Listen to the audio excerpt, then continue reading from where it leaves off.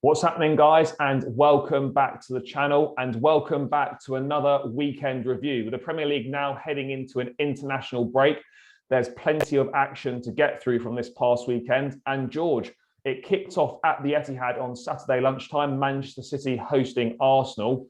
And quite frankly, it was like a training match for Manchester City. Back-to-back 5-0 wins registered now.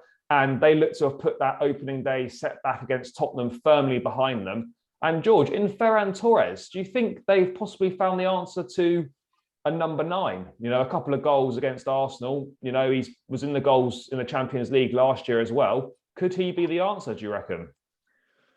I don't know. It's hard to judge when you're playing against Arsenal because I think I could score a couple against Arsenal at the moment. It's not really a measure. It's the same with like the Lukaku situation playing against that back four. So it's interchangeable. I think that's what's so great about Man City. They can play anyone in that false 9 position, and it can work because of the attacking talent that they've got in that front, whatever it is. You know, you could call it almost a front 4, front 5 because of the attacking players in the middle of the park.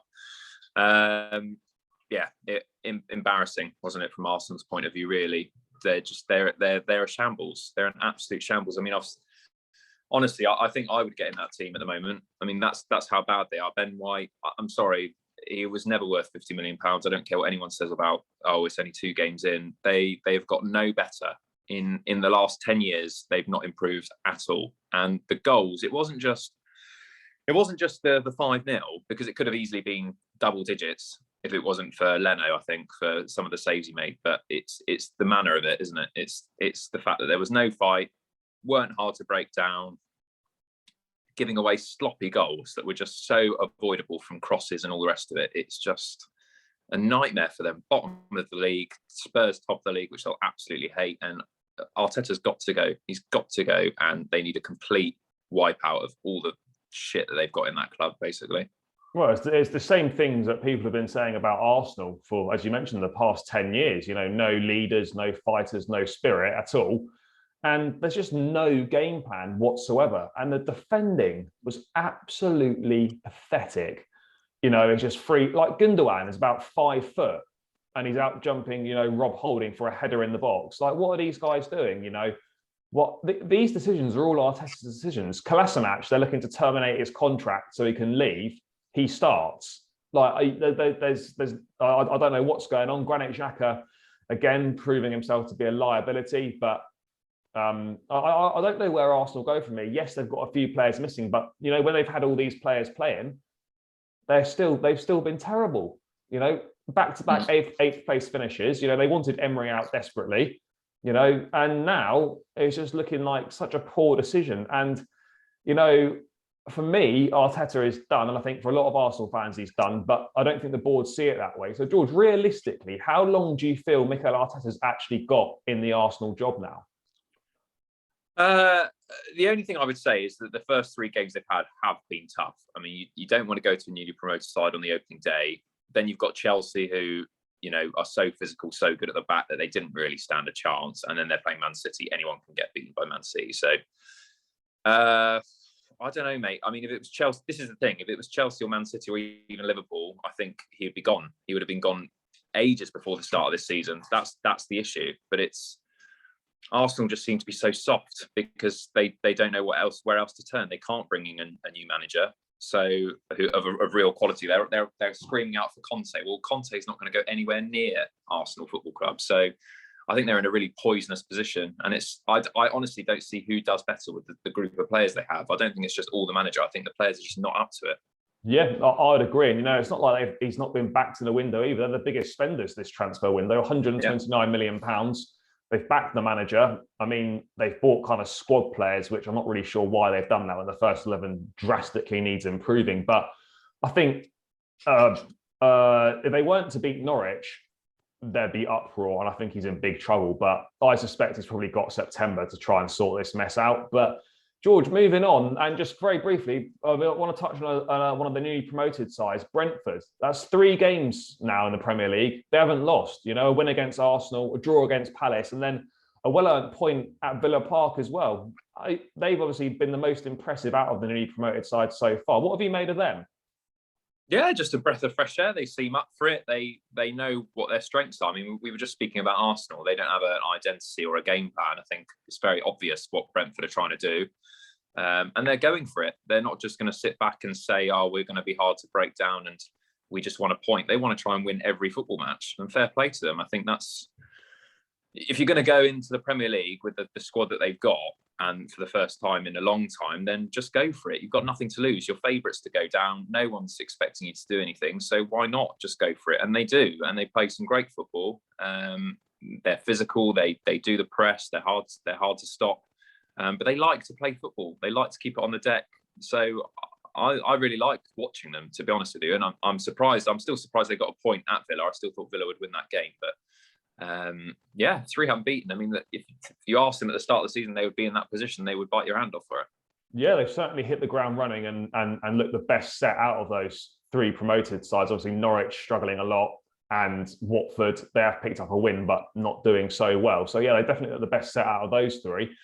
George, moving into Saturday evening, obviously we've chatted in great detail about the Chelsea performance. So guys, if you want to check out the match review in the previous YouTube video, then make sure you do. But George, just from a Liverpool perspective, I think it's a massive missed opportunity for them. You know, Chelsea on the ropes, 10 men, a whole half against them to try and get the win with a packed Anfield.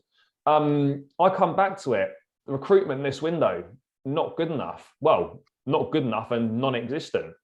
Obviously, they brought in Konate from Leipzig right at the start, but I'd be concerned if I was a Liverpool fan about the lack of chances that they're creating. There doesn't seem to be any creativity coming from the middle of the park. And it's the same problem again. If Salah and Mane aren't firing or not on form, Liverpool don't have any goals in the team.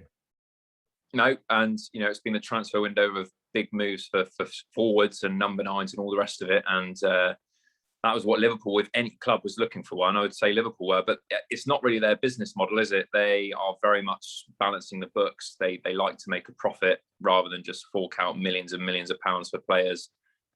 Pretty much transformed their whole team by selling Coutinho all those years ago. So we weren't expecting them to bring in a big number 9 signing. I mean, that was obvious, but it shows that they lack it. And there was a lot of abuse really from Liverpool fans to Chelsea about saying that, oh, how can the European champions just play like that and put, a wall behind and 10 men behind the ball and all the rest of it. But let's be honest, if you're any other club that's got a red card at Anfield, you're going to do exactly the same. So for them to kind of slate us how we approach the game, pretty embarrassing really from their point of view, because, we know our strengths. We're not the best, the prettiest team to watch, but we're the most effective. And Liverpool couldn't break us down, and they do have problems in that final third of getting goals, I think.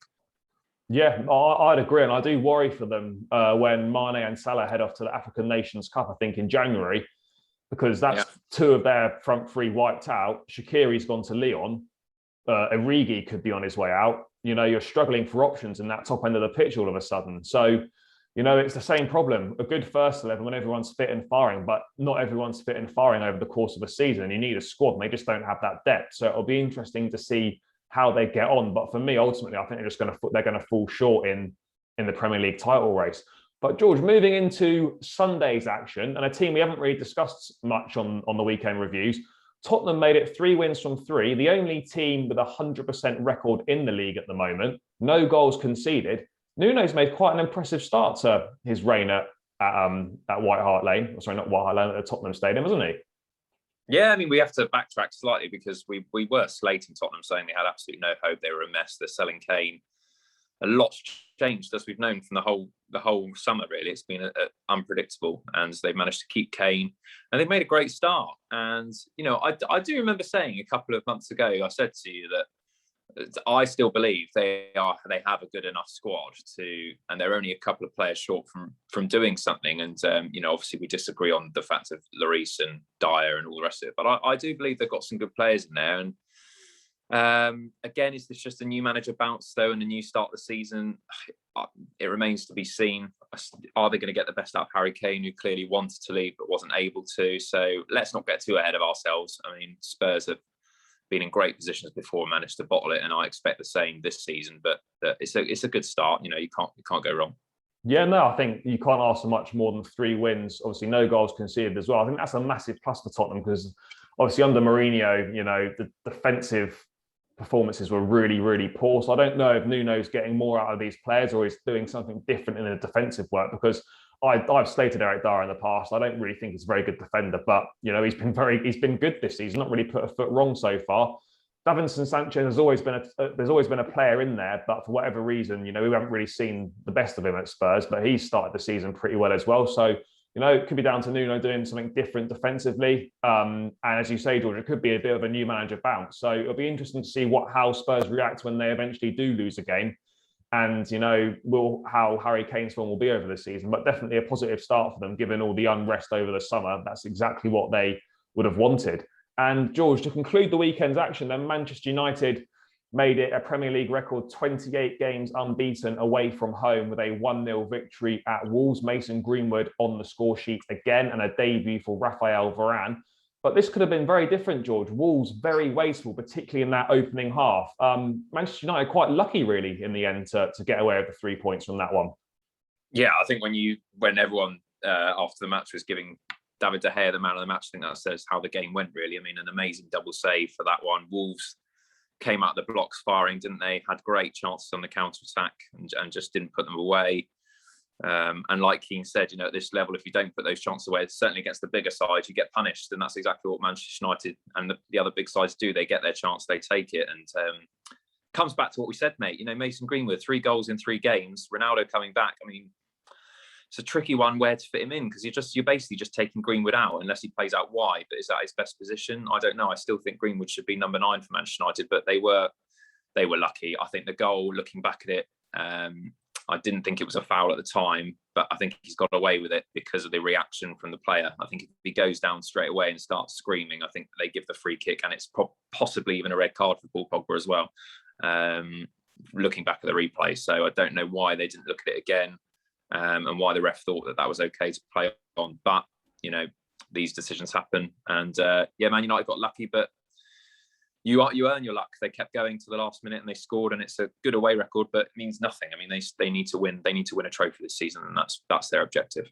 Yeah, 100%. Just referring to the foul, it was a foul, but I think under the new kind of refereeing rules this season, they're trying to not blow up for sort of everything. So, unless someone goes down, I think you're going to see some of those things not given, which is a bit odd, really. The fact that they're basically saying that if you don't go down, you're basically not going to get a foul, which is a bit mad. But you see them given. Hopefully, over the course of the season, I think we'll kind of see maybe a bit of a change in that. Yes, you want the games to flow, but obviously you want fouls to be given appropriately, and that was a foul ultimately, but you get away with them sometimes, and obviously United got away with one there.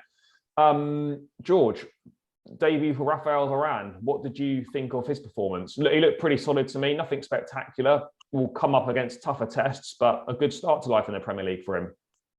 Can't ask for more as a centre half, can you? Playing away from home, getting a clean sheet, that's what they live for. And Varane for me will be, I agree with Jamie Redknapp. I think he might overshadow, even though the hype of Ronaldo.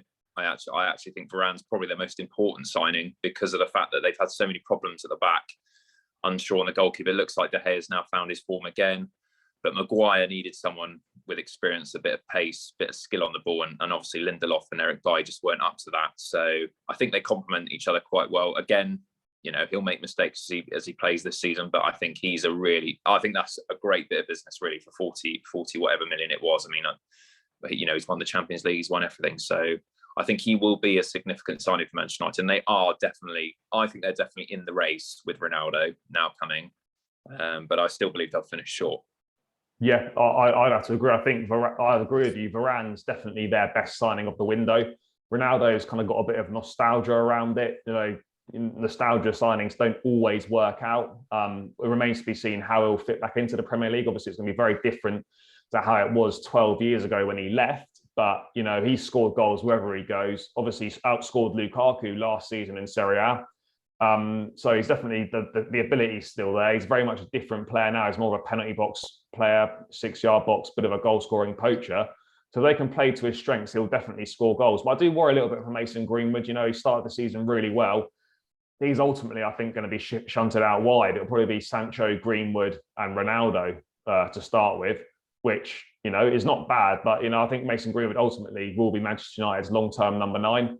So it'd be a shame to see him shunted out there. But he'll learn so much from Ronaldo.